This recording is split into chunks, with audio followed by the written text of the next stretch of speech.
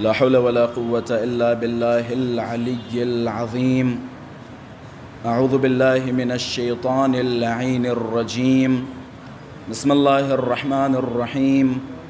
الحمد لله رب العالمين، والحمد لله الذي نور قلوبنا بمحبة علوية، والحمد لله الذي جعلنا من المتمسكين بولاية المرتضوية، والحمد لله الذي فرض مودته على العربية والعجمية وعلى مبلغ رسالاته الإلهية سيدنا ومولانا ومولى الثقلين جد الحسن والحسين أبي القاسم مصطفى محمد.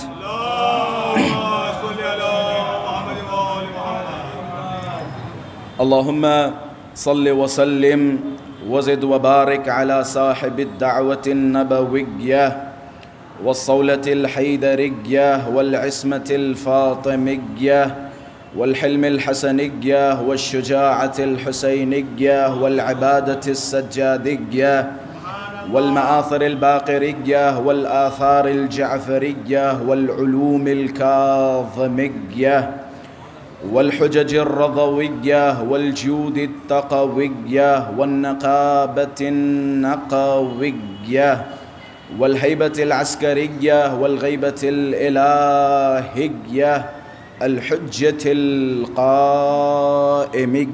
صلوات الله وسلامه عليه.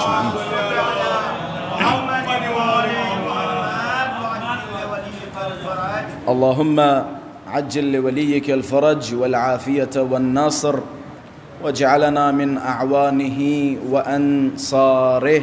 أما بعد، فقد قال الله تبارك وتعالى في محكم كتابه ومتقن خطابه. بسم الله الرحمن الرحيم. ويقول الذين كفروا لست مرسلا قل كفى بالله شهيدا بيني وبينكم ومن عنده علم الكتاب. صدق الله العلي العظيم.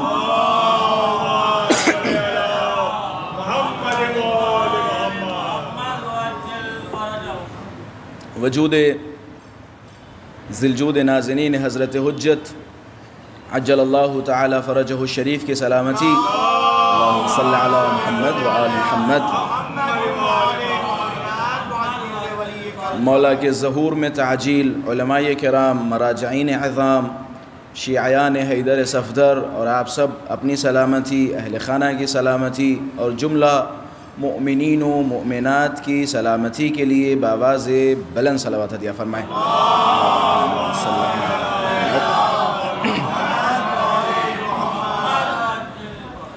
عزیزان محترم، خمسہ مجالس کی پہلی مجلس ہے. وہ افراد جو اربعین حسینی پر کربلائے معلیٰ کی سرزمین پر مولا کی زیارت کے ارادے سے گئے ہوئے ہیں، پروردگارہ ان تمام زوار ابا عبداللہ الحسین کی زیارتوں کو قبول فرما. پروردگارہ ان زیارتوں کے صدقے میں ہم سب کی توفیقات اور نور معرفت میں اضافہ فرما. خوش قسمت ہیں وہ افراد جو مولا کی زیارت کے لیے گئے، جنہیں مولا آقا ابا عبداللہ الحسین نے اپنی زیارت کے لیے بلایا. خوش قسمت ہیں وہ افراد کہ جنہوں نے امام حسین کی صدائے استغاثہ پر اربعین میں حاضری دے کر لبیک کہا. خوش قسمت ہیں وہ افراد جنہوں نے کربلائے معلیٰ میں سانسیں لیں، اپنا وقت گزارا. ظاہر سی بات ہے، میں نے شاید پہلے مجالس میں ان باتوں کا تذکرہ کیا تھا کہ جب زائر امام حسین کی بارگاہ میں جانے کا ارادہ کرتا ہے، احتنکہ الملائکہ، ملائکہ اسے چاروں طرف سے گھیر لیتے ہیں. جیسے جیسے اس کا قدم امام حسین کی زیارت کے لیے بڑھتا جاتا ہے، ملائکہ اس کے گناہوں کو محو کرتے رہتے ہیں. اس پر بندہ حقیر نے مفصل باتیں آپ حضرات کی خدمت میں شاید اس سے پہلے والے خمسے میں ذکر کی تھیں. جہاں تک مجھے یاد ہے کہ جب زائر امام حسین کی بارگاہ میں جاتا ہے تو اللہ اسے ملائکہ کے ذریعے ایک پروٹوکول عطا کرتا ہے. میں یہیں پہ روک کے جملہ کہتا چلوں, جب ہمارے یہاں چھوٹے چھوٹے معاملات میں لوگوں کو پروٹوکول کی ضرورت ہوتی ہے, خاص کر مذہبی معاملات میں, ایک چھوٹا سا خطیب اسے بھی پروٹوکول چاہیے, 2-4 لوگوں کے ذریعے, ایک چھوٹا سا نوحہ خان اسے بھی مثال کے طور پہ دروازے پہ گاڑی روکے اور 2 آدمی گاڑی کا دروازہ کھولیں اور پھر وہ داخل ہو. جب چھوٹے چھوٹے مذہبی افراد کے لیے پروٹوکول ہو سکتا ہے تو ذرا سوچیں اس زائر کا پروٹوکول کیا ہوگا جو حسین کی زیارت کے ارادے سے کربلا جا رہا ہے. اس زائر کا پروٹوکول یہ ہے کہ احتنکہ الملائکہ, صرف اس نے ارادہ کیا, ملائکہ نے چاروں طرف سے گھیر لیا. کہتے اب اسے کربلائی معلیٰ پہنچانا ملائکہ کا کام ہے. نہ صرف یہ کہ ملائکہ کا کام ہے بلکہ ملائکہ اس کے گناہوں کو اپنے ہاتھوں میں لے لیتے. میں روایت کا خلاصہ بیان کر رہا ہوں کیونکہ پہلے روایت بیان کر چکا ہوں, کامل الزیارات کی روایت ہے. ملائکہ ہاتھوں میں گناہوں کو لے لیتے ہیں. جیسے جیسے اس کا قدم حسین کی طرف بڑھتا جاتا ہے ملائکہ گناہوں کو معاف نہیں, مٹانا نہیں, محو کرتے رہتے ہیں. اور اس محو کرنے کو میں بیان کر چکا ہوں تو دوبارہ اس بات کو تکرار نہیں کروں گا. خلاصہ, جب زائر حسین کی طرف جائے تو اس کا یہ پروٹوکول, یہاں معاملہ ختم نہیں ہوا کیونکہ معاملہ امام حسین کا ہے. جہاں اللہ تبارک و تعالیٰ نے امام حسین کے معاملات میں اتنے سارے استثناءات رکھے, خصوصیات رکھی, تو ظاہر سی بات ہے اس معاملے میں بھی صرف ایک خصوصیت نہیں ہے, اور بھی بہت ساری خصوصیات ہیں. ایک خصوصیت تو یہ کہ جب کربلا جاؤ گے تو تمہیں ملائکہ کا پروٹوکول ملے گا. جب کربلا سے واپس آؤ گے پھر کیا؟ جب زائر امام حسین کی زیارت کے لیے جاتا ہے تو اللہ ملائکہ کی صورت میں اسے پروٹوکول عطا کرتا ہے. زائر جب واپس آتا ہے تو چھٹے مولا فرماتے اذا قدم احدکم من زیارت قبر الحسین, جب بھی تمہارے درمیان کوئی قبر حسین کی زیارت کر کے واپس آئے, فَلْيُسَلِّمْ عَلَيْهِ اِخْوَانُهُ, بھائیوں کا فریضہ ہے, لوگوں کا فریضہ ہے, اس کی خدمت میں ادب سے سلام کرو. زائر کا پروٹوکول بیان کر رہا ہوں. ماشاءاللہ سے بہت سارے اربعین حسینی پہ گئے ہوئے زوار جب وہ واپس آئیں تو ان کے ساتھ کیا برتاؤ کرنا ہے مولا بتا رہے ہیں.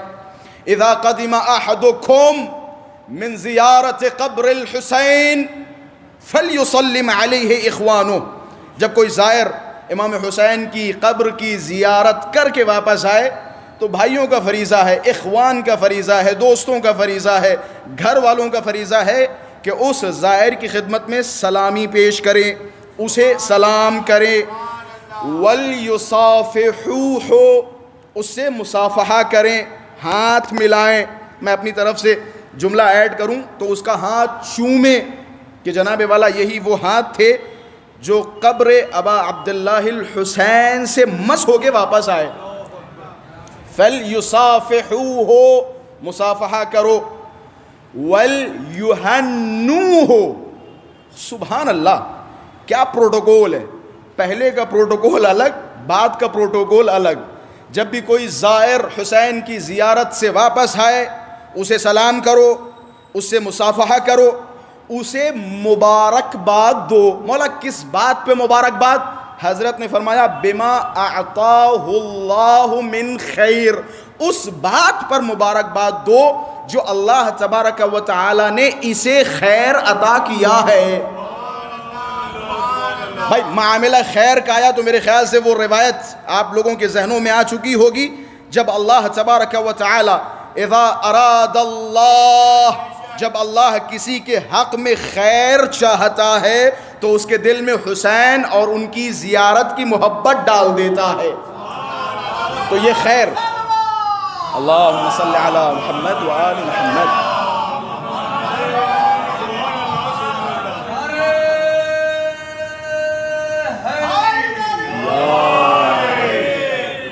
کہ اسے مبارکباد دو. مولا کس بات پہ مبارکباد؟ بما اعطاہ اللہ بہ الخیر، اللہ نے جو اسے خیر دیا ہے، اللہ نے جو اسے برکتوں سے نوازا ہے، اللہ نے جو اسے پاک و پاکیزہ کیا ہے، اللہ نے جو اس کے گناہوں کو معاف کیا ہے، اب تمہارا فریضہ ہے کہ تم اسے مبارکباد پیش کرو، اس سے کہو کہ جناب والا تمہیں مبارک ہو، تمہیں حسین نے طلب کیا، تمہیں مبارک ہو، تمہیں حسین نے بلایا، تمہیں مبارک ہو، حسین نے اپنی قبر کی زیارت کروائی، کہ مبارکباد دے دی کہ مولا دے دی۔ اب حضرت کے جملے دیکھو، مولا یہ کام ہم لوگ کیوں کریں؟ میرا روڈ پہ بیٹھ کے میرا روڈ سے گئے ہوئے زائرین جب واپس آئیں تو مولا ہم استقبال کیوں کریں؟ مولا ہم مصافحہ کیوں کریں؟ مولا ہم انہیں مبارکباد کیوں دیں؟ حضرت نے فرمایا اس لیے انہیں مبارکباد دو تاکہ وہ ثواب جو اللہ تبارک و تعالی نے اس زائر حسین کے دامن میں رکھا ہے، اگر تم یہ احترام کرو گے تو اللہ تمہیں اسی ثواب میں شریک بنا دے گا۔ اسی اللہم صلی علی محمد، جب تم یہ کام کرو گے تو اللہ اسی ثواب میں تمہیں شریک بنا دے گا۔ جناب ثواب کیا ہے؟ زیارت حسین کا ثواب کیا ہے؟ بس ایک روایت بیان کروں گا اپنے موضوع کی طرف، انشاءاللہ موضوع کی بھی وضاحت اسی مجلس میں کروں گا۔ ثواب کیا ہے؟ وہ کون سی نعمت ہے جو اللہ تبارک و تعالی زیارت حسین پہ عطا کرتا ہے؟ صرف ایک روایت کامل الزیارات کی مشہور و معروف روایت کہ لو علم الناس، اگر لوگوں کو پتہ چل جائے ما فی زیارت قبر الحسین، امام حسین کی قبر کی زیارت میں کیا رکھا ہے، لماتو شوقاً، تو شوق زیارت میں مرنے کے لیے تیار ہو جائیں۔ میں روایات بیان کر رہا ہوں، اور جنہوں نے میری پہلے کی مجالس سنی ہیں وہ بندہ حقیر کی روش سے واقف ہیں۔ میں 10 باتیں اپنی طرف سے کروں، 10 قصے سناؤں، 10 کہانیاں سناؤں، اور 10 جو ہے موٹیویشنل اسپیکرز کی ریلیں آپ حضرات کی خدمت میں پیش کروں، اور بعد میں ریلیں کٹوا کے ریلیں چلیں۔ اسے بہتر ہے کہ کلام معصوم پڑھو، اہل بیت علیہم السلام کا کلام پڑھو، قرآن مجید کی تلاوت کرو، قرآنی آیات لوگوں کو بیان کرو۔ مولا نے فرمایا لو علموا معارض کلامنا، یہ جو لوگ بیچارے جن کی نظر میں احادیث کو سمجھنا بہت ٹف ہے، احادیث کو سمجھنا بہت سخت ہے، مولا نے فرمایا تمہاری ذمہ داری ہے کہ تم ان کے درمیان ہمارے کلام کو بیان کرو۔ جب تم ہمارے کلام کو بیان کرو گے، لو علموا معارض کلامنا، جب یہ ہمارے کلام کی گہرائی اور گیرائی کو سمجھنے لگیں گے تو ہمارے دامن سے متمسک ہو جائیں گے۔ اگر کسی کو اہل بیت اطہار کے دامن سے متمسک کرنا ہو تو طریقہ کیا ہے؟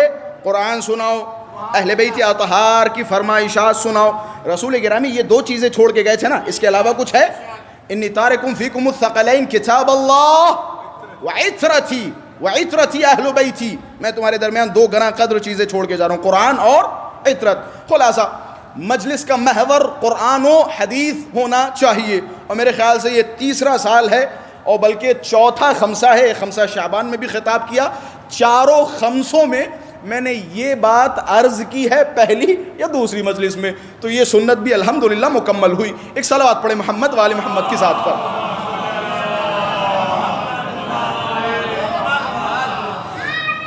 سبحان اللہ۔ خلاصہ اللہم صلی علی محمد وآل محمد وعجل فرجہم۔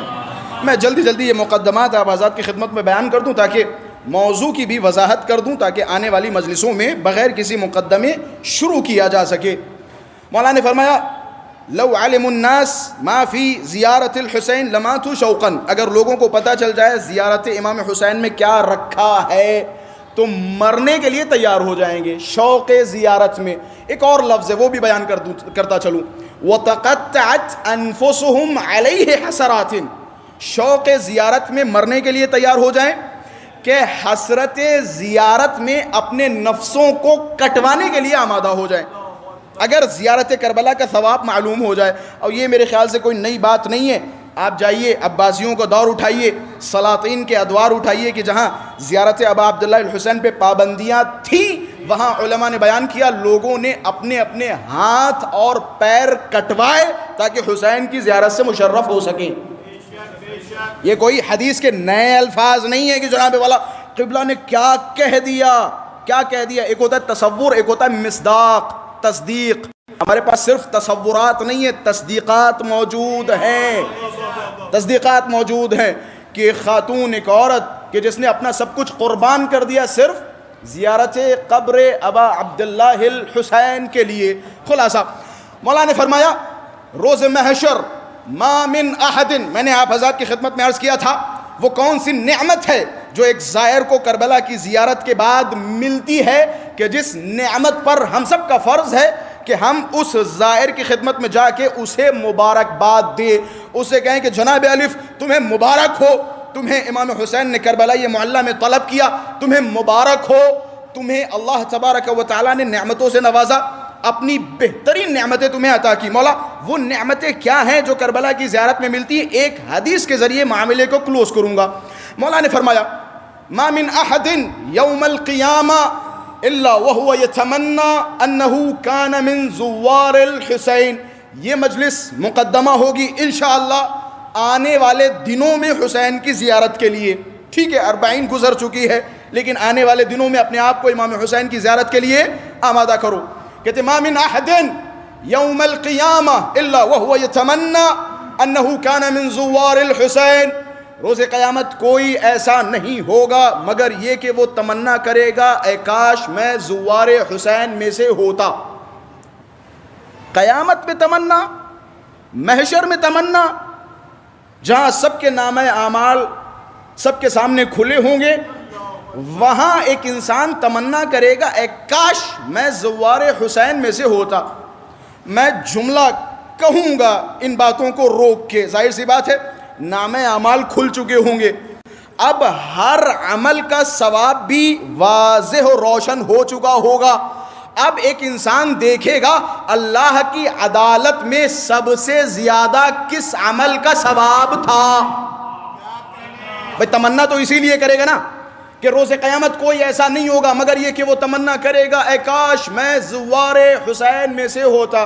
مولا سے پوچھا گیا مولا یہ لوگ تمنا کیوں کریں گے؟ مولا نے فرمایا جب یہ دیکھیں گے اللہ زوار کے ساتھ کیسی ڈیل کر رہا ہے، کیسا معاملہ کر رہا ہے، جب یہ معاملے کو دیکھیں گے تو تمنا کریں گے اے کاش میں نے حسین کی زیارت کی ہوگی.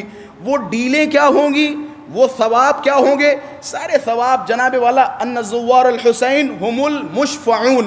زوار ابا عبداللہ الحسین روز قیامت شفاعت کریں گے. پروردگارہ یہ میرا دوست ہے، یہ میرے ساتھ رہا کرتا تھا، یہ آپ کا عاشق ہے، یہ آپ سے محبت کرنے والا ہے. پروردگارہ اگر تو مجھے شفاعت کرنے والوں میں شمار کر رہا ہے تو میں تیری بارگاہ میں گزارش کروں گا پروردگارہ اسے بھی معاف کر دے. یہ مثال کے طور پہ میرا روڈ پہ میرے ساتھ چائے پلاتا تھا زوار ابا عبداللہ الحسین کو، پروردگارہ اسے بھی معاف کر دے.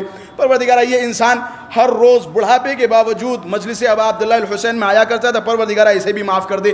کہتے زوار حسین کو اللہ رتبہ کیا دے گا؟ انہیں شفاعت کرنے والوں میں شمار کرے گا. ہمارا مسلمان اسی پہ مرا کٹا جا رہا ہے کہ جناب اہل بیت شفاعت کریں گے یا نہیں کریں گے، کریں گے یا نہیں کریں گے. اما جب ایک حافظ قرآن شفاعت کروا سکتا ہے، ایک زائر حسین شفاعت کروا سکتا ہے تو اہل بیت کی عظمت کیا ہوگی، اہل بیت کا مرتبہ کیا ہوگا، اہل بیت کا رتبہ کیا ہوگا. اچھا یہ کیا دیکھیں گے؟ کہیں گے خداوند متعال زوار ابا عبداللہ الحسین کو بلائے گا، اور بلانے کے بعد ان کے ہاتھوں میں، ملائکہ کے ہاتھوں میں ایک نامہ ہوگا. ملائکہ کہیں گے، بس میں اسی روایت پہ اس موضوع کو کلوز کر رہا ہوں، ملائکہ کے ہاتھوں میں نامہ ہوگا. ملائکہ زوار ابا عبداللہ الحسین کی طرف خطاب کرتے ہوئے فرمائیں گے ان شئتم شفعتم 100 رجل وجبت لہ النار. جناب یہ معاملہ تو چھوٹا ہے کہ تمہیں شفاعت کا حق ہے، شفاعت کا حق ہے، یہ معاملہ چھوٹا ہے. پتہ ہے تمہیں اللہ کیا دے رہا ہے؟ زوار حیران و پریشان ہے. این زوار الحسین، سارے زوار کھڑے ہوئے، ملک کے ہاتھ میں نامہ ہے. ملک کہے گا سنو ان شئتم شفاعتم 100 رجل وجبت لہ النار. اما تم اگر چاہو تو 100 ایسے لوگوں کو بخشوا لو جن پر جہنم کی آگ واجب ہو چکی ہے، جن پر جہنم کی آگ واجب ہو چکی ہے، جاؤ بخشوا لو. یہ عظمت ہے زیارت ابا عبداللہ الحسین کی. لو علم الناس ما فی زیارت الحسین لماتوا شوقا. اگر لوگوں کو پتہ چل جائے زیارت میں کیا رکھا ہے تو لوگ مرنے کے لیے آمادہ ہو جائیں, تیار ہو جائیں. خوش قسمت ہیں وہ افراد جو زیارت حسین کے لیے گئے. آپ لوگوں کا فرض ہے جب وہ واپس آئیں تو ان کا استقبال اسی طرح کرو جس طرح سے اہل بیت اطہار نے فرمایا. اچھا ماشاءاللہ سے زیارتوں کا موسم ہے. معذرت کے ساتھ میں ایک دقیق نقطے کی طرف, کاش میں جو چیز میرے دل میں ہے, جو چیز میرے پیٹ میں ہے, جو چیز میرے ذہن میں ہے, وہ چیز میں زبان کے ذریعے سے ایکسپلین کر سکوں. اگر اونچ نیچ ہو جائے تو یہ سمجھیے گا میں نے صحیح طریقے سے ایکسپلین نہیں کیا. باقی مواد بڑا پاک و صاف اور نیت بڑی پاک و صاف ہے, اس میں کوئی اعتراض نہیں. یہ جملے بہت اچھے ہیں, بہت اچھے ہیں. لیکن عزاداری آقا ابا عبداللہ الحسین کے لیے بار بار تنقیدی انداز میں استعمال کرنے کا مقصد کیا ہے؟ کہیں نہ کہیں وہ افراد جو کثرت سے تنقیدی نظر سے عزاداریوں کی مثال کے طور پہ تعریف کرتے ہیں, ان کی باتوں سے کہیں نہ کہیں یہ محسوس ہوتا ہے کہ وہ عزاداری میں ضعف قرار دینا چاہتے ہیں, عزاداری کو ہلکا کرنا چاہتے ہیں. میں نے شاید گزشتہ مجالس میں اس نقطے کی طرف اشارہ کیا تھا. انسان پازیٹیو نظر لے کے چلے. آغا سستانی حفظہ اللہ, انہوں نے 2024 یا 25 کی نصیحتوں میں بڑے اچھے جملات فرمائے کہ ممبروں سے میں اگر اپنے الفاظ میں کہوں تو سلیوشن بیسڈ مطالب ہونے چاہیے, پرابلم بیسڈ نہیں. میں اپنے الفاظ میں کہہ رہا ہوں. اب حاجی آغا کا کیا جملہ ہے؟ حاجی آغا کا جملہ ہے ممبروں سے افشائے منکر نہ کرو, یعنی گناہوں کو بیان نہ کرو. فار ایگزامپل میرا روڈ میں اگر کسی لڑکی کا کوئی معاملہ ہے, کسی لڑکے کا کوئی معاملہ ہے, تو ممبر سے آگے بیان نہ کرو کہ آج کے جلوس میں ایسا ہو گیا, آج مثال کے طور پہ ویسا ہو گیا. ایک نقطہ میں آپ حضرات کی خدمت میں بیان کرتا چلوں. 10 اور 15 سال پہلے اگر آپ سوشل میڈیا کھولتے تو اعتراضات وہابیوں کی طرف سے ہوا کرتے تھے. اب اگر سوشل میڈیا کھولیے تو اعتراض گلابی وہابیوں کی طرف سے ہوتے ہیں.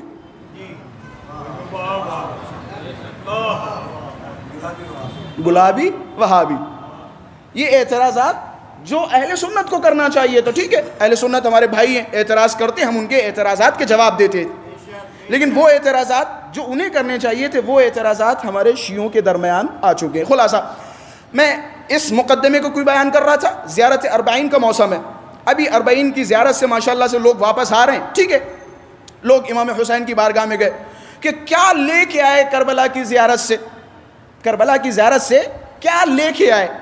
کربلا گئے تھے, سدھر کے نہیں آئے. کربلا جا کے آگے آج بھی تم گالی دے رہے ہو مثال کے طور پہ. میں مذمت کرتا ہوں, گالی دینا کسی بھی حال میں جائز نہیں ہے, گالی دینا کسی بھی حال میں جائز نہیں ہے, نماز کو چھوڑنا کسی بھی حال میں جائز نہیں ہے. لیکن ایک خاص چیز کو ٹارگٹ کر کے کیوں کہہ رہے ہو؟ مثال کے طور پہ یہ بدبخت ہے, یہ بیچارہ ہے, یہ گنہگار ہے, یہ بے وقوف ہے, یہ پہلے بھی گالیاں دیتا تھا, اب جب کربلا کی زیارت کر کے آ گیا اب بھی یہ گالیاں دے رہا ہے. تو جس طرح سے یہ پہلے گالیاں دیتا تھا آپ اسے کیا کہہ کے ٹوکتے تھے؟ بہت ساری چیزیں تھی جو کہہ کے آپ ٹوکتے تھے. اب جب زیارت آقا ابا عبداللہ الحسین سے واپس آیا اب آپ اس کی گالیوں کو ٹوک کم رہے, اس کے کربلا جانے کو زیادہ ٹارگٹ کر رہے. دیکھو کربلا کی زیارت کر کے آگے ایسے, کربلا کی زیارت کر کے آگے ایسے. اچھا کبھی آپ نے کہا کہ مثال کے طور پہ یہ پنجگانہ نماز کا پابند ہے اور یہ دکان پہ بیٹھ کے 2 روپے کی چیز 10 روپے میں بیچ رہا ہے مثال کے طور پہ. آپ کسی ایک عمل کو ٹارگٹ نہ کیجئے. کربلا کی زیارت سے کیا لے کر آئے؟ بسم اللہ, آپ کربلا کی زیارت کے لیے گئے, کیا لے کے آئے؟ میں بتاتا ہوں کہ میں کربلا کی زیارت سے کیا لے کے آیا. میں وہ چیزیں بیان کروں گا جو میں نے زیارتوں میں پڑھی, میں وہ چیزیں بیان کروں گا جو اہل بیت اطہار نے کہا کہ تم زیارتوں سے یہ لے کے جاؤ. باقی ساری چیزیں تمہیں دنیا میں ہر جگہ مل جائیں گی, لیکن یہ چیزیں تم ہماری زیارتوں سے لے کے جاؤ. آپ جب زیارت کربلا کے لیے جاتے ہیں, کربلا کی زیارت ختم کر کے وداع پڑھتے ہیں تو اس وداع کے جملے کچھ اس طرح سے ہیں: اللہم صلی علی محمد و آل محمد وتوفنی علی الایمان بک. اے میرے پروردگارہ میں اب کربلا چھوڑ کے جا رہا ہوں. میں نے 2 دن 3 دن 4 دن 5 دن کربلا یہ معلّہ میں گزارے, میں نے کربلا کی زیارت کی, اب میں کربلا سے واپس جا رہا ہوں. اے میرے پروردگارہ مجھے اس حال میں مار کہ میں تجھ پر ایمان لایا ہوا رہوں. یعنی اپنے اوپر ایمان کے ساتھ مجھے مارنا، والتصدیق برسولک، اس حال میں مجھے موت آئے جب میں تیرے رسول کی رسالت کی تصدیق کرتا ہوا رہوں، یعنی توحید پہ موت آئے، نبوت پہ موت آئے، والولایہ لعلی ابن ابی طالب، جب مجھے موت آئے تو میرے دل میں علی ابن ابی طالب کی ولایت ہو اور ان کی اولاد کی ولایت ہو، والبراء من اعدائہم، موت آتے وقت جس طرح سے ان کی محبت و ولایت میرے دل میں رہے، اسی طرح ان کے دشمنوں کے لیے براءت و نفرت بھی میرے دل میں رہے۔ یہ زیارت کربلا کا ہدیہ بیان کر رہا ہوں جو آپ زیارت کربلا سے لے کے آؤ۔ مولا نے کہا یہ کربلا کی زیارت سے لے کے آؤ۔ اس کے بعد کا جملہ کیا غضب کا ہے، یہ وداع میں پڑھتے ہیں۔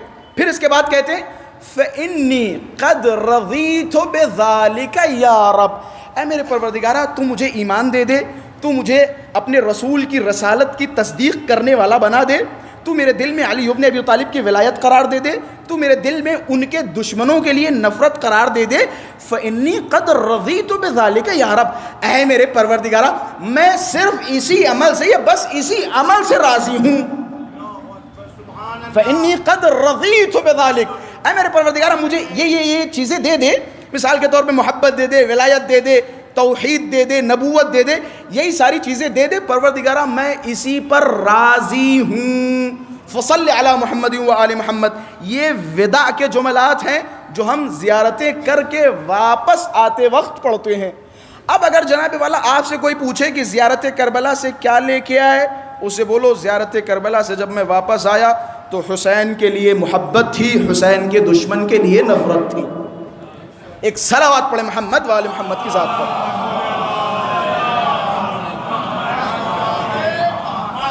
بس کیونکہ زیارت کربلا کا موسم تھا اور ظاہر سی بات ہے زوار ابا عبداللہ الحسین کربلا کی زیارت کر کے واپس آ رہے ہیں، یہ سارے موضوعات میرے خیال سے وقت کے حساب سے ضروری اور اہم تھے جو میں نے آپ حضرات کی خدمت میں بیان کیے۔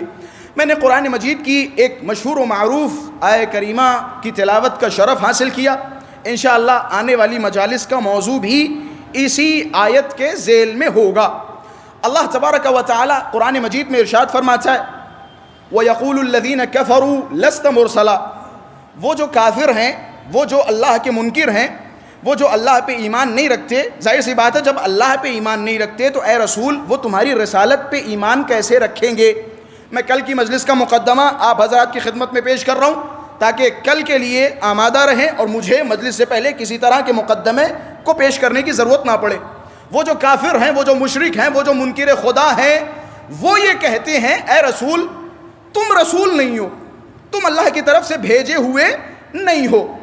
اللہ کہتا ہے اے رسول ان سے کہہ دو قل کفا باللہ شہیدا بینی و بینکم ومن عندہ علم الکتاب، اے رسول ان سے کہہ دو میری رسالت پر اللہ کی گواہی اور اس کی گواہی کہ جس کے پاس کتاب کا علم ہے کافی ہے۔ سبحان اللہ۔ میرے خیال سے آیت اتنی واضح اور روشن ہے کہ کہیں پہنچانے کی ضرورت نہیں ہے، بس ایک نقطہ بیان کرتا چلوں، مرتبہ اس انسان کا کہ جس کے پاس کتاب الہی کا علم ہے۔ اللہ نے رسالت پر گواہ دو کو بنایا، ایک خود اپنی ذات کو بنایا، ایک اسے بنایا کہ جس کے پاس کتاب الہی کا علم ہو، یعنی وہ کہ جس کے پاس کتاب الہی کا علم ہے، اللہ نے اپنی گواہی کا قرین اس انسان کو بنایا۔ عظمتوں کے لیے اتنا کافی، عظمتوں کے لیے اتنا کافی کہ اسے بنایا جس کے پاس کتاب الہی کا علم ہے، گواہ بنایا اپنی گواہی کے ساتھ، یہ اس انسان کے لیے باعث شرف ہے۔ اچھا، اس آیت کی تلاوت کی، اس آیت کی تلاوت کرنے کے بعد بندے خدا کا موضوع معجزہ ہوگا۔ معجزہ، پھر سے میں تکرار کر رہا ہوں، معجزہ۔ معجزہ کہتے کسے؟ اچھا، معجزہ موضوع ہے تو اس آیت کا اس معجزے سے کیا لینا دینا؟ کیونکہ معجزہ موقوف ہے علم پر، جتنا علم ہوگا اتنا بڑا معجزہ دکھائے گا۔ بھائی کسی کے پاس اتنا علم تھا اس نے تخت بلقیس کو پلک جھپکنے سے پہلے بلایا. کسی کے پاس اتنا علم ہے کہ وہ چاہے تو اشارے سے سورج پلٹا دے. معجزے کا تعلق علم سے ہے, معجزے کا تعلق علم سے. اچھا معجزہ کسے کہتے ہیں؟ معجز, معجز کہا جاتا ہے عاجز کر دینا, عاجز کر دینا. معجزہ کسے کہا جاتا ہے؟ بہت زیادہ عاجز کر دینے کو کہا جاتا ہے معجزہ. جس طریقے سے عالم, علم رکھنے والا, صاحب علم, عالم. علامہ کسے کہا جاتا ہے؟ جس کے پاس بہت زیادہ علم ہو. اسی طریقے سے معجز, جو حیران و پریشان کر دینے والا ہو اسے کہا جائے گا معجز. معجزہ جو بہت زیادہ حیران و پریشان کر دینے والا ہو اسے کہا جاتا ہے معجزہ. اچھا جناب والا, معجزہ کہتے کسے؟ اسی قرآن مجید کی طرف آئیے. میں نے کہا تھا یہ میں مقدمہ آپ حضرات کی خدمت میں عرض کروں گا تاکہ یہ معجزے کا کانسیپٹ واضح ہو جائے, اور کل سے انشاءاللہ اہل بیت علیہم الصلوۃ والسلام نے معجزات کیوں دکھائے, معجزات کا مقصد کیا تھا, اور معجزات کا لیول کیا ہے, انشاءاللہ ان ساری باتوں پہ گفتگو ہوگی. شاید ایک منفرد اور نرالے انداز سے میں بعض مطالب آپ حضرات کی خدمت میں پیش کروں. ایک صلوات پڑھیں محمد وآل محمد کی ذات پر.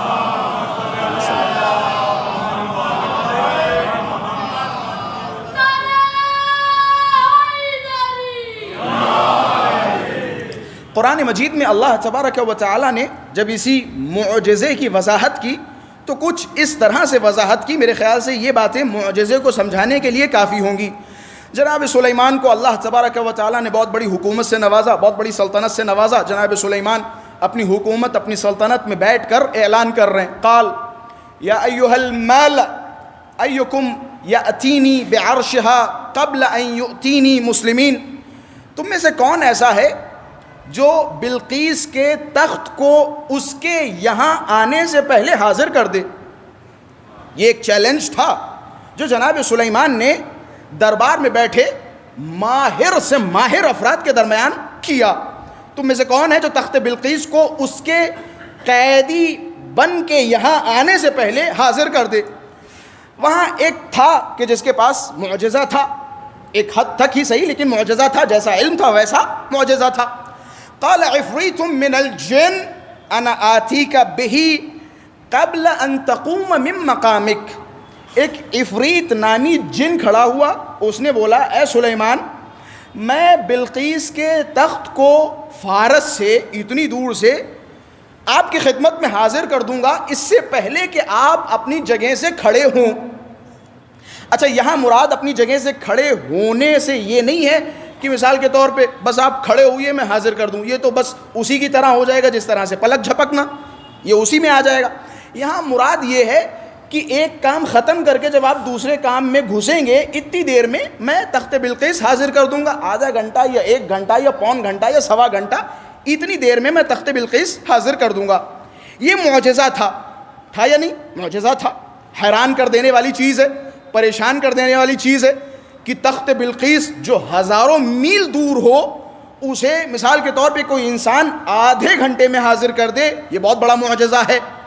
لیکن اسی دربار میں ایک ایسا تھا کہ جس کے پاس اس سے بھی بڑا معجزہ تھا. توجہ, کاش میں باتیں سمجھا سکوں اور آپ لوگ میری باتوں سے اپنی باتیں ملاتے رہیں تاکہ مجھے بھی یہ اندازہ ہو کہ میری باتیں بخوبی آپ حضرات تک پہنچ رہی ہیں. جن نے کہا کہ میں آپ کے اٹھنے سے پہلے تخت بلقیس کو حاضر کر دوں گا. قال الذي عنده علم من الكتاب. پھر وہ کھڑا ہوا کہ جس کے پاس کتاب کا بعض علم تھا. بھائی اس بعض کو علم کتاب کے مقابلے میں سمجھیے گا, پھر اندازہ ہوگا کہ اس کا مرتبہ کیا ہے کہ جس کے پاس کتاب کا علم ہے. قال الذي عنده علم من الکتاب, یہ من بعضیہ ہے یعنی کتاب کا بعض علم.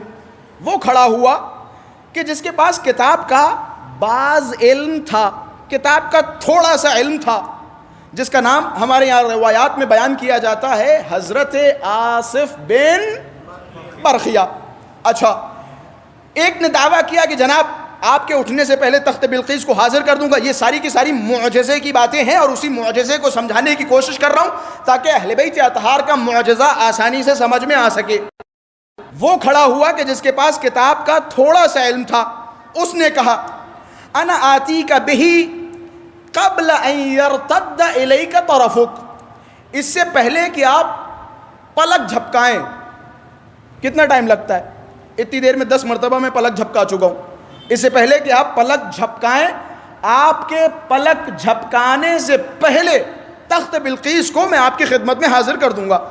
اور روایات کے جملے ہیں دعویٰ کرتے کرتے ہی تخت بلقیس جناب سلیمان کی خدمت میں حاضر ہو گیا.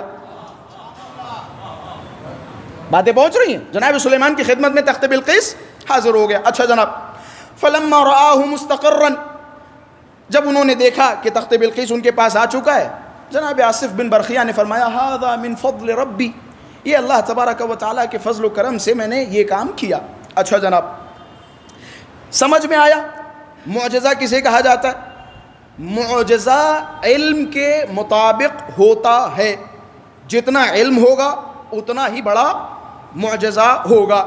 ایک کے پاس علم بہت لیمیٹڈ تھا, اتنا علم تھا کہ اس علم کی وجہ سے اس کے اندر اتنا پاور جنریٹ ہو سکتا تھا, اتنی طاقت آ سکتی تھی کہ وہ تخت بلقیس کو آدھے 1 گھنٹے میں حاضر کر دیتا. لیکن دوسرا بھی تھا کہ جس کے پاس اتنا علم تھا کہ وہ پلک جھپکنے سے پہلے تخت بلقیس کو حاضر کر دیتا. اچھا, کتنا علم تھا کہ جس کی بدولت پلک جھپکنے سے پہلے حاضر کر دیا؟ کہ کتاب کا بعض علم تھا. جب اہل بیت اطہار سے پوچھا گیا کہ بعض کتاب کا علم یعنی کتنا, حضرات معصومین نے فرمایا صرف ایک اسم اعظم تھا جس کی طاقت یہ تھی کہ تخت بلقیس کو پلک جھپکانے سے پہلے حاضر کر دیا. مولا ذرا یہ بتا دیجئے, وہ کہ جس کے پاس کتاب الہی کا علم ہے اس کے پاس کتنے اسم اعظم ہے؟ حضرت نے فرمایا 72 اسم اعظم,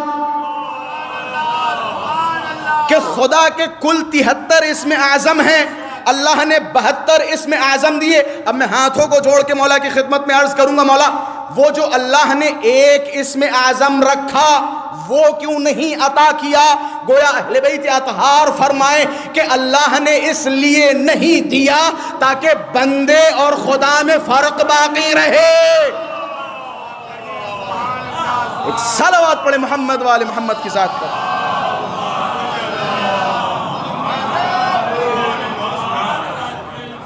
قال الذي عنده علم من الكتاب, میں نے کہا تھا جو بھی انشاءاللہ یہاں پہ باتیں ہوں گی وہ قرآن و حدیث کے سائے میں ہوں گی.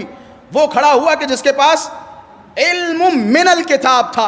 انشاءاللہ آنے والی مجالس میں وضاحت کی جائے گی علم من الکتاب کیا ہے, اور وہ کہ جس کے پاس علم الکتاب ہے اس کا مرتبہ اور اس کی عظمتیں کیا ہیں. خلاصہ یہاں پہ ایک اور قابل غور نکتہ ہے, ظاہر سی بات ہے مقدمہ ہے تو اس بات کو عرض کرتا چلوں. یہ جناب سلیمان بار بار کیوں فرما رہے ہیں کون ہے جو تخت بلقیس کو حاضر کر دے؟ جناب سلیمان طاقتور ہیں یا آصف بن برخیہ؟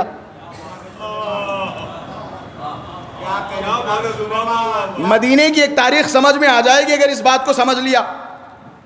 ظاہر سی بات ہے جناب سلیمان طاقتور ہیں, لیکن اس کے باوجود بار بار فرما رہے ہیں کون ہے جو تخت بلقیس حاضر کر دے.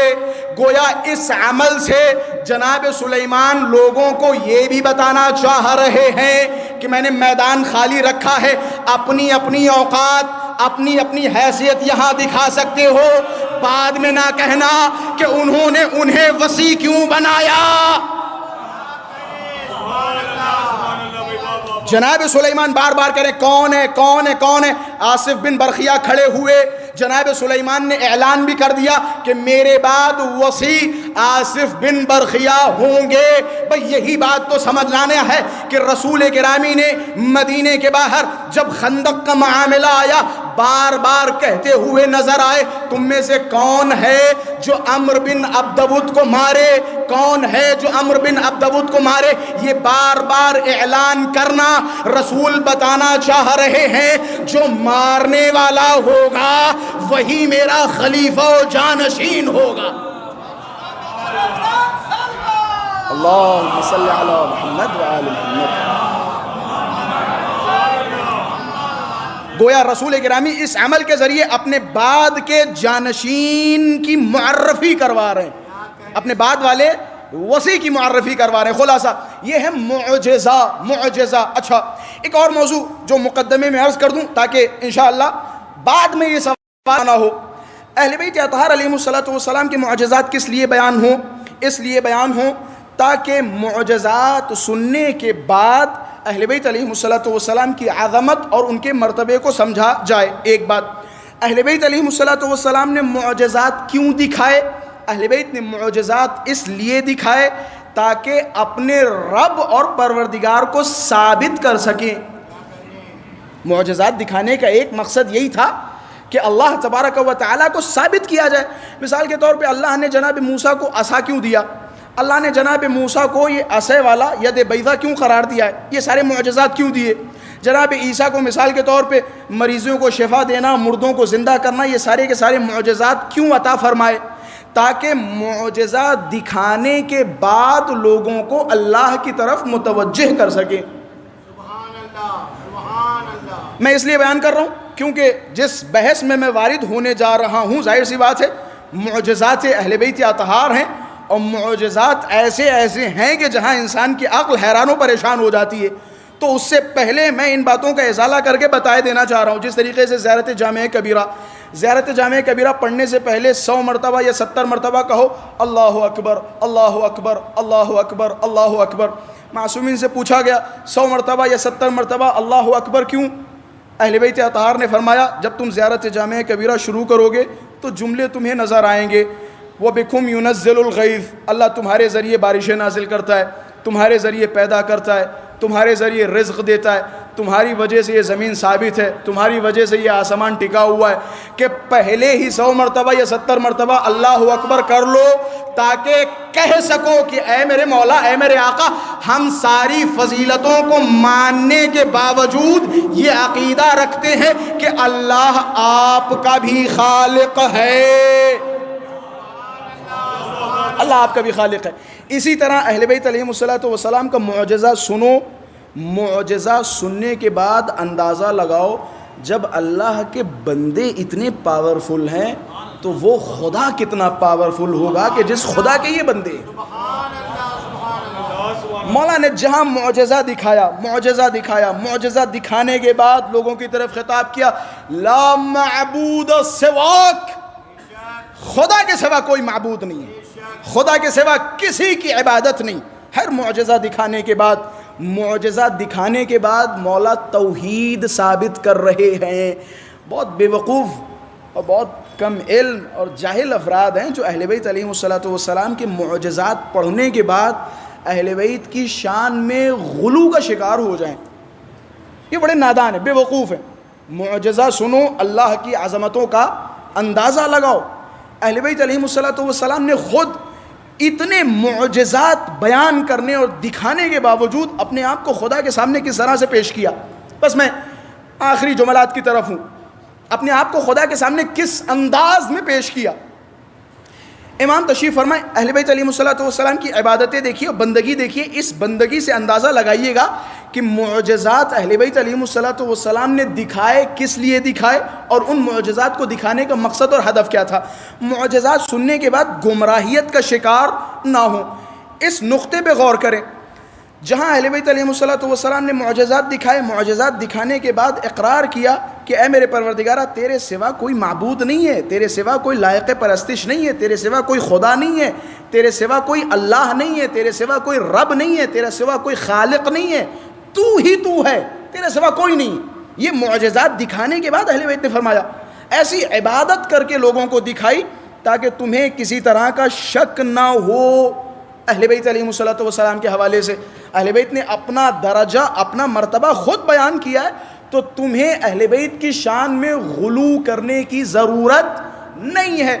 مولا نے فرمایا، ظاہراً 5ویں امام سے روایت ہے، امام سجاد علیہ السلام عبادتیں فرما رہے تھے۔ اللہم صلی علی محمد۔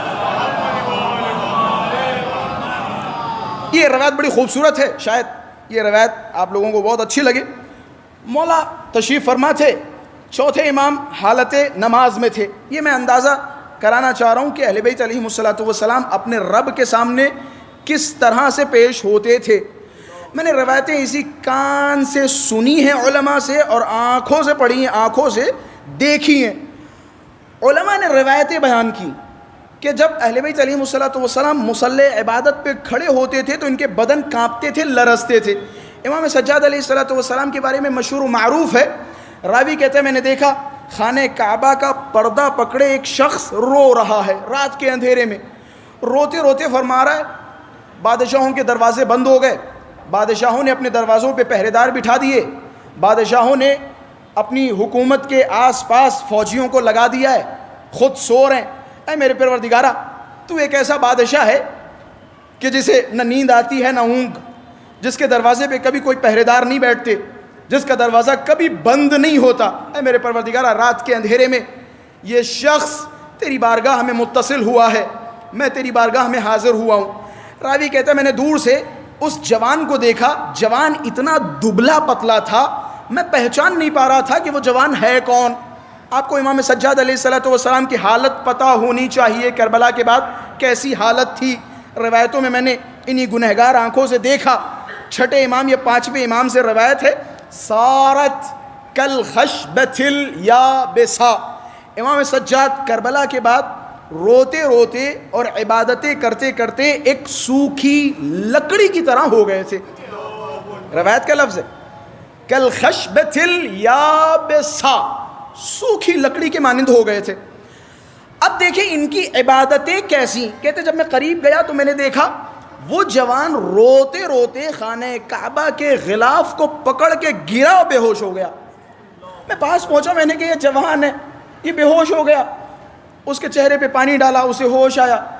جب ہوش آیا تو میں نے دیکھا کہ کوئی اور نہیں, یہ حسین کا بیٹا سجاد ہے.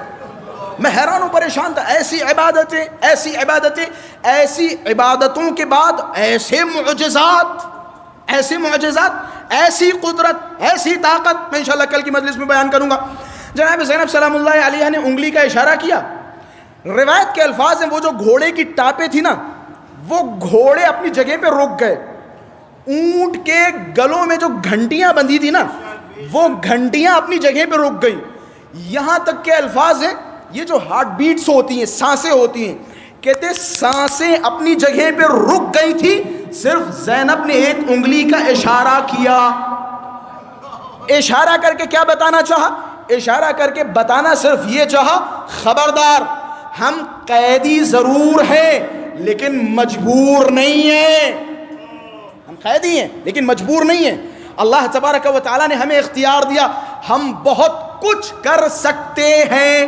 اب دیکھیں بس میں آخری روایت اور زحمت تمام.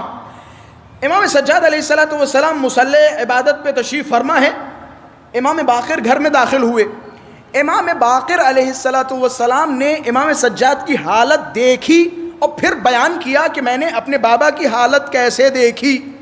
یہ ماشاءاللہ سے عزادار بیٹھے ہوئے, نمازی بیٹھے ہوئے, روزے دار بیٹھے ہوئے, زیارتی بھی بیٹھے ہوئے, ماشاءاللہ سے حج و عمرہ کی زیارتیں کرنے والے ہیں, کربلا معلّہ کی زیارت سے مشرف ہونے والے. کیا جملہ ہے. امام محمد باقر علیہ السلام نے امام سجاد علیہ السلام کی عبادتوں کو دیکھ کے فرمایا کہ میں نے اپنے بابا کو دیکھا, فرأیتہ مصفرا وجہہ, میں نے اپنے بابا کا چہرہ دیکھا, چہرہ زرد ہے.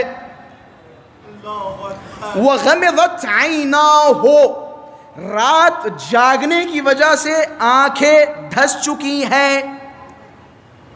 وَدَبَرَتْ جَبْهَتُهُ, پیشانی زخمی ہے. کس وجہ سے؟ سجدوں کی وجہ سے. وَانْخَرَمَ أَنفُهُ, ناک بھی زخمی ہے. کیوں ناک زخمی ہے؟ کیونکہ ہمارے یہاں شیعوں میں سجدہ مستحب ہے پیشانی پر اور ناک پر. اسی لیے علماء ہمارے ماشاءاللہ سے وہ افراد کے جنہیں معلوم ہے وہ دو سجدگاہ رکھتے ہیں, ایک پیشانی پر اور ایک ناک پر. وَانْخَرَمَ أَنفُهُ, امام سید سجاد کی ناک زخمی ہے. وَوَرِمَتْ قَدَمَاهُ, پیر سوجے ہوئے ہیں, پیر سوجے ہوئے ہیں. اب میں کیسے بیان کروں؟ پیر سوجے ہوئے کس کے؟ امام سید سجاد کے. کس وجہ سے؟ عبادتوں کی وجہ سے. خدا کی قسم کیا جملے ہیں. وَارْتَعْدَتْ فَرَائِصُهُ کہ جب میرے بابا اللہ کی بارگاہ میں محراب عبادت میں کھڑے ہوتے ہیں تو میرے بابا کا بدن کانپتا ہے. کس کی عبادتیں بیان ہو رہی ہیں؟ امام سید سجاد کی, کہ میرے بابا کے بدن پہ کپ کپی طاری ہو جاتی ہے, کانپتے ہیں. امام باقر کہہ رہے ہیں جب میں نے اپنے بابا کی اس طرح کی عبادت دیکھی, میں نے اپنے بابا کی حالت دیکھی, فما قدرت علی المنطق, مجھ سے بولا نہیں جا رہا تھا, میں کہوں تو کیا کہوں. فلم املک نفسی, میں اپنے آپ پہ کنٹرول نہیں کر پا رہا تھا. فبکیت رحمۃ اللہ, اپنے بابا کی یہ حالت دیکھ کر مجھے اپنے بابا کی حالت پہ رونا آ گیا. میں اپنے بابا کی حالت پہ رونے لگا. آنکھیں دھس چکی ہیں رات جاگتے جاگتے, پیروں میں ورم ہے, کمر جھک چکی ہے, بدن پہ کپ کپی طاری ہے, چہرہ زرد ہے. عجیب و غریب کیفیت ہے امام سجاد کی. کہتے میرے بابا نے نماز تمام کی. نماز تمام کرنے کے بعد میری طرف متوجہ ہوئے. جب مجھے روتا ہوا دیکھا کہ یا باقر اعطینی تلک الصحف التي فيها ذکر عبادت جدی علی ابن ابی طالب. اے باقر وہ کتابیں ذرا لے کے آؤ, وہ صحیفے ذرا لے کے آؤ جن صحیفوں میں میرے جد علی ابن ابی طالب کی عبادتوں کا ذکر ہے. یا علی یا علی عجز الواصفون بصفتک, اے علی یہ صفت دینے والے, یہ تعریفیں کرنے والے عاجز ہیں, آپ کی تعریف کریں تو کیسے کریں, کیا بیان کریں آپ کی تعریف میں. عقل حیران و پریشان ہے کہ امام سید سجاد نے کہا وہ کتاب لے کر آؤ کہ جس میں میرے جد علی ابن ابی طالب کی عبادتوں کا تذکرہ ہے. امام باقر دوڑے, صحیفہ لے کے آئے, امام سید سجاد کی خدمت میں پیش کیا. امام سید سجاد نے اوراق پلٹے کہ یہ میرے بابا, یہ میرے جد علی کی عبادت ہے. پھر پلٹا کہ یہ علی کی عبادت ہے. پھر پلٹا کہ یہ علی کی عبادت ہے. ایک ایک دن میں ہزار ہزار رکعت نمازیں, پوری پوری رات لمبے لمبے اور طولانی سجدے, کہ یہ میرے بابا, یہ میرے جد علی ابن ابی طالب کی عبادت ہے. یہ ساری عبادتیں بیان کرنے کے بعد مولا نے صحیفے کو بند کیا اور امام باقر کی طرف خطاب کرتے ہوئے فرمایا من یقدر علی ھذا, کیا تاریخ میں کوئی ایسا ہے کہ جس کی عبادتیں علی جیسی ہوں؟ نہیں پہنچا جملہ. تعریف کون کر رہا ہے؟ کون چوتھے امام؟ زین العابدین. روز قیامت جب نعرہ لگے گا نا این زین العابدین, عبادتوں کی زینت کہاں ہے؟ موسیٰ آگے نہیں بڑھیں گے, عیسیٰ آگے نہیں بڑھیں گے, ابراہیم آگے نہیں بڑھیں گے, زکریا آگے نہیں بڑھیں گے. روایت کے جملے ہیں امام سید سجاد آگے بڑھیں گے, اے میرے پروردگارا میں زین العابدین ہوں, میں زین العابدین ہوں, سید الساجدین. امام سید سجاد زین العابدین اور سید الساجدین یہ کہتا ہوا نظر آ رہا ہے کہ میری عبادتیں امام علی کے مقابلے میں کچھ نہیں ہیں, جس طرح کی عبادتیں امام علی کی تھی. خلاصہ بس میں ختم کر رہا ہوں. لا معبود سواک, معجزہ سننے کے بعد, معجزہ دیکھنے کے بعد غلو کا شکار نہ ہو, اللہ کی عظمتوں کو نہ گھٹاؤ, اہل بیت علیہم السلام کی عظمتوں کو جہاں ہیں وہاں رکھو. یہ عدالت کا تقاضا ہے. عدالت کسے کہتے ہیں؟ عدالت یعنی جس چیز کا جو مقام ہے اسے وہیں رکھو. اللہ کے مقام تک اہل بیت کو نہ لے کے جاؤ, اہل بیت کے مقام تک کسی غیر معصوم کو لے کے نہ جاؤ. جس کا جو مقام ہے اسے وہاں رکھو. خلاصہ یہ شخصیات ہیں جنہوں نے اللہ تبارک و تعالیٰ کی نرالی انداز میں عبادت کی اور معجزات دکھائے. امام حسین علیہ السلام اگر چاہتے کربلا میں بھی بہت سارے معجزات دکھا سکتے تھے. انشاءاللہ میں کل اس موضوع کو آپ حضرات کے سامنے کھولوں گا کہ اہل بیت علیہم السلام کو پتہ ہے کہ سامنے والا زہر دے رہا ہے, پھر بھی زہر پی رہے ہیں اور اس طرح سے بیہیو کر رہے ہیں کہ جیسے انہیں نہیں پتہ ہے. اس طرح کی بہت ساری چیزیں ہیں, یہ آپ کے الفاظ میں کہوں تناقضات ہیں. انشاءاللہ کل کی مجلس میں یہ سارے تناقضات بند یہ حقیر حل کر دے گا. یہ میری ذمہ داری ہے, انشاءاللہ حل کر دوں گا. خلاصہ کربلا یہ معلّہ میں امام حسین علیہ السلام کے معجزات میں سے یہ معجزے ہیں کہ امام حسین کا سر نو کے نیزہ پہ تلاوت قرآن کر رہا ہے۔ مصائب میں اکثر یہ جملے پڑھے جاتے ہیں اور سنے جاتے ہیں کہ جب عاشور ختم ہوا، جناب زینب علیہ مقام کے مصائب پڑھنے شروع کیے تو خطیب یا ذاکر نے یہ جملہ ضرور کہا کہ حسین کا امتحان ختم، اب زینب علیہ مقام کا امتحان شروع ہو رہا ہے۔ میں یہاں پہ ہاتھوں کو جوڑ کے ایک جملہ کہوں گا، کس نے کہا کہ حسین کا امتحان ختم ہو چکا؟ کیا آپ نے نہیں سنا کتنے ایسے مقامات تھے جہاں سر حسین نو کے نیزہ سے زمین پہ گرا؟ کتنے ایسے مقامات تھے جہاں سر حسین کی آنکھوں سے آنسو روانہ ہوئے؟ کہتے جب ان اسیروں کو شام کے دروازے پہ روک لیا گیا، کھڑا کر دیا گیا، ان اسیروں کو 3 دن کے بعد جب شام میں وارد کیا گیا، جب ان اسیروں نے سوال کیا کہ ہمیں کیوں روکا گیا ہے، پتہ کیا جواب آیا؟ جواب یہ ملا کہ ہم شام کو آمادہ کر رہے ہیں، ہم ناچنے والوں کو بلا رہے ہیں، گانے والوں کو بلا رہے ہیں، شام کو سجا رہے ہیں۔ اہل بیت علیہم السلام کی یہ لمحہ بڑا سخت و دشوار تھا۔ روایت کے جملے ہیں، کہتے جب ان لوگوں کو دربار شام میں وارد کیا گیا، داخل کیا گیا، جناب زینب علیہ مقام کو بلایا گیا، سر حسین نے جیسے ہی جناب زینب علیہ مقام کی طرف دیکھا، روایتوں کے جملے ہیں 2 سر تھے، ایک حسین کا سر ہے، دوسرا عباس کا سر ہے۔ کہتے عباس کا سر نو کے نیزہ پہ ٹھہرتا نہیں تھا کیونکہ زینب کو بےردہ دیکھنا نہیں پسند کر رہا تھا۔ اللہ اکبر، خدا کوئی غم نہ دے سوائے غم مظلوم کربلا کے۔ بہت سارے مقامات تھے جہاں سر حسین نے رونا شروع کیا۔ کہتے ایک جگہ جب سر حسین سے آنسو نکلے تو کسی لعین نے ہاتھ میں چھڑی لی، حسین کے لبوں پہ مارنی شروع کر دی۔ کہتے اسی طریقے سے ایک اور مقام کہ جب ننھی سے بچی کے گال پہ تماچے مارے گئے تو سر حسین سے آنسو روانہ ہو گئے۔ عجیب منظر ہے، بس ایک روایت بیان کر کے زحمتوں کو تمام کروں گا۔ عجیب کیفیت ہے، جب ان اسیروں کو دربار میں وارد کیا گیا، دربار میں لایا گیا، ان اسیروں کو بٹھایا گیا، ایک ایک سے تعارف کروایا گیا، تم کون ہو، یہ کون ہے، یہ کس قبیلے سے ہیں، سب کا تعارف ہو گیا۔ روایت کے جملے ہیں یزید ملعون نے امام سید سجاد کو مارنے کا حکم دیا۔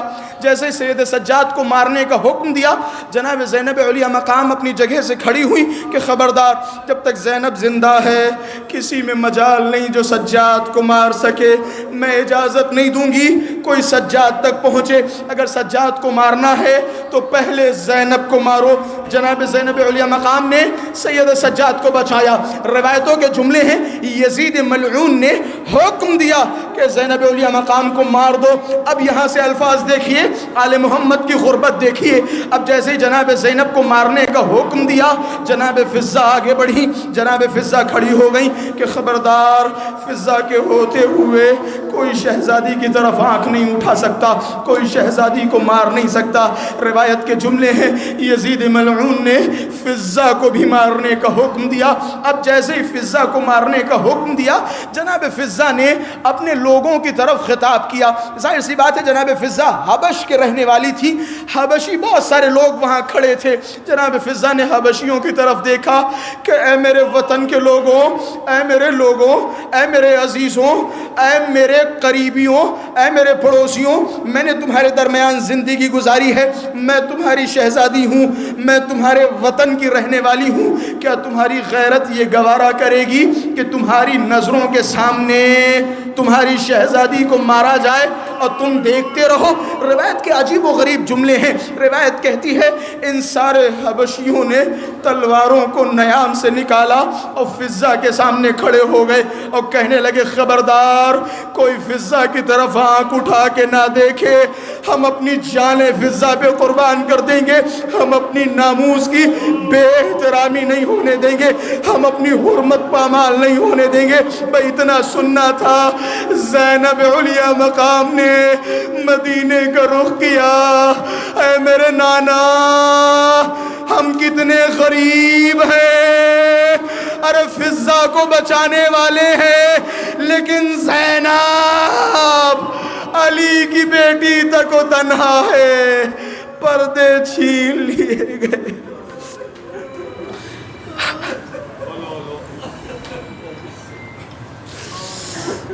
الا لعنۃ اللہ علی القوم الظالمین انا للہ و انا الیہ راجعون رضا بقضائہ و تسلیما لامرہ